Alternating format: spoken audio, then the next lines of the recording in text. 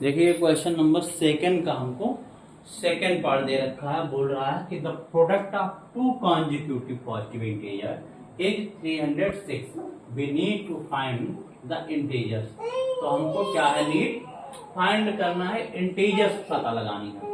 तो इस क्वेश्चन को सॉल्व करने से सबसे पहले आपको ये समझना होगा कि इंटीजर्स क्या होते हैं। इंटीजर्स वो होते हैं, एक नंबर लाइन अगर आप ड्रा करते हैं तो जीरो से राइट हैंड साइड पे आप पॉजिटिव लिखते हैं, 1 2 3 4 एंड सो ऑन आगे तक लिखते हैं।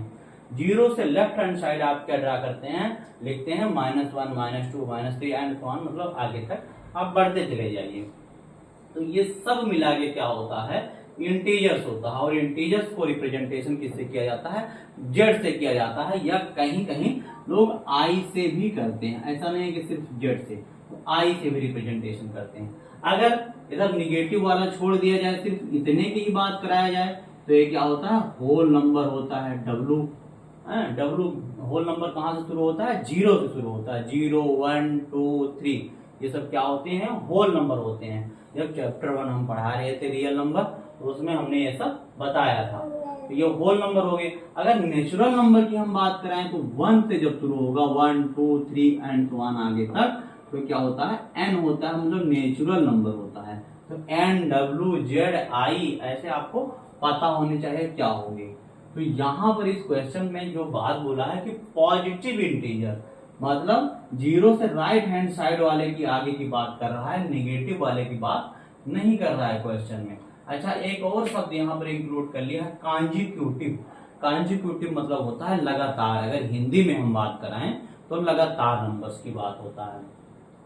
अगर एक नंबर x है तो उसका कॉन्जिक्यूटिव मतलब अगला वाला नंबर क्या होगा, x+1 होगा। अगर एक नंबर हमने मान लिया x-1 है तो उसका कॉन्जिक्यूटिव अगला वाला नंबर क्या होगा, x होगा। उसमें x-1 में अगर +1 आप कराओगे तो -1 और +1 क्या हो जाएगा, कट जाएगा, तो सिर्फ क्या आएगा, x आएगा। तो x-1 और x क्या हो जाएंगे, कॉन्जिक्यूटिव नंबर्स हो जाएंगे। लगातार मतलब अगला वाला नंबर, अगर एक नंबर को आप माने हैं तो उससे अगला वाला क्या होगा, उसका कॉन्जिक्यूटिव नंबर होगा।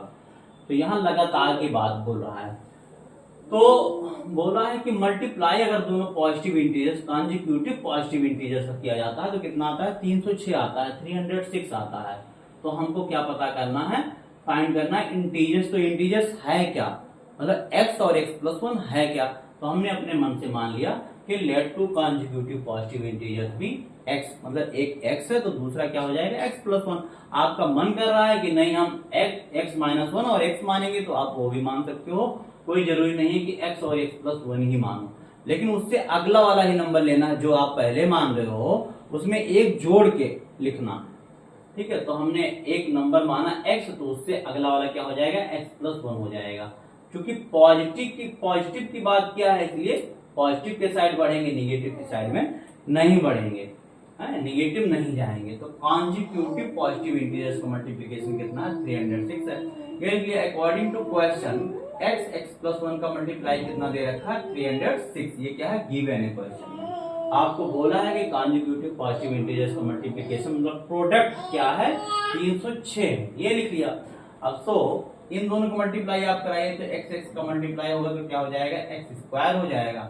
और जब x का 1 में मल्टीप्लाई होगा तो क्या हो जाएगा, x हो जाएगा। और इधर 306 है, इधर ऐसे रहने दीजिए। फिर उसके बाद में इसको इस साइड ले आइए, तो जब दूसरे साइड जाता तो साइन क्या हो जाता है, चेंज हो जाता है।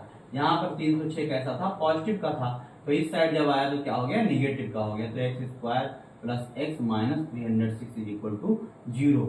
ये क्या है, क्वाड्रेटिक इक्वेशन के फॉर्म में है, और यहाँ पर a 0 नहीं है, मतलब a की वैल्यू क्या है, ax² + bx + c के फॉर्म में है। a की वैल्यू क्या है, कुछ नहीं अगर लिखा रहता है तो हम वहां पर 1 लिख सकते हैं। तो ये क्या है, एक क्वाड्रेटिक इक्वेशन है। It is a required quadratic equation of the given question. इतना ही आपको करना था।